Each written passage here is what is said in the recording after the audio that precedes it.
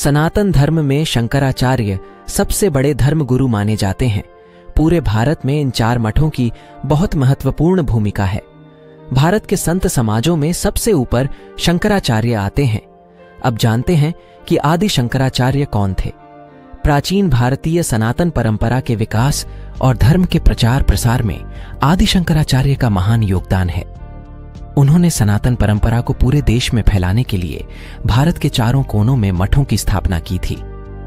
आदि शंकराचार्य अद्वैत वेदांत के प्रणेता, संस्कृत के विद्वान, उपनिषद व्याख्याता और सनातन धर्म सुधारक थे।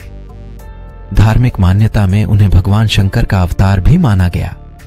उन्होंने लगभग पूरे भारत की यात्रा की। इस महान शख्सियत के जीवन का अधिकांश भाग देश के उत्तरी हिस्से में बीता। इन मठों की स्थापना ईसा से पूर्व 8वीं शताब्दी में स्थापित बताए जाते हैं। इन 4 मठों के प्रमुख को शंकराचार्य कहा जाता है। संस्कृत में इन मठों को पीठ कहते हैं। इन मठों की स्थापना करके आदि शंकराचार्य ने अपने 4 प्रमुख शिष्यों को जिम्मेदारी सौंपी थी।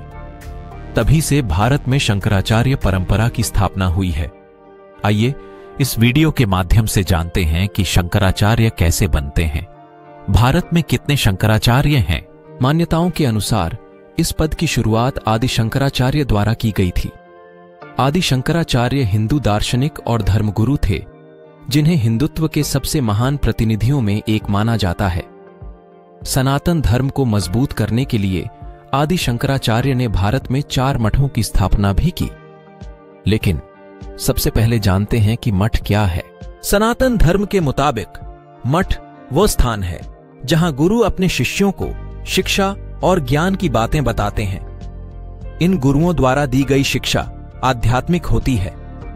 एक मठ में इन कार्यों के अलावा सामाजिक सेवा, साहित्य आदि से संबंधित काम होते हैं। चलिए जानते हैं कि कैसे चुने जाते हैं शंकराचार्य। शंकराचार्य बनने के लिए ब्राह्मण होना अनिवार्य है। इसके अलावा तन मन से पवित्र, जिसने अपनी इंद्रियों को जीत लिया हो, चारों वेद और 6 वेदांगों का ज्ञाता होना चाहिए।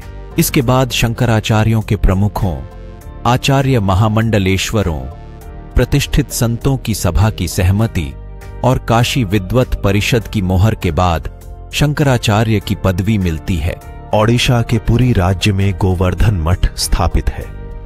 गोवर्धन मठ के सन्यासियों के नाम के बाद आरण्य संप्रदाय नाम लगाया जाता है। इस मठ के शंकराचार्य निश्चलानंद सरस्वती जी हैं। गुजरात के द्वारका धाम में शारदा मठ स्थित है। शारदा मठ के सन्यासियों के नाम के बाद तीर्थ या आश्रम लगाया जाता है।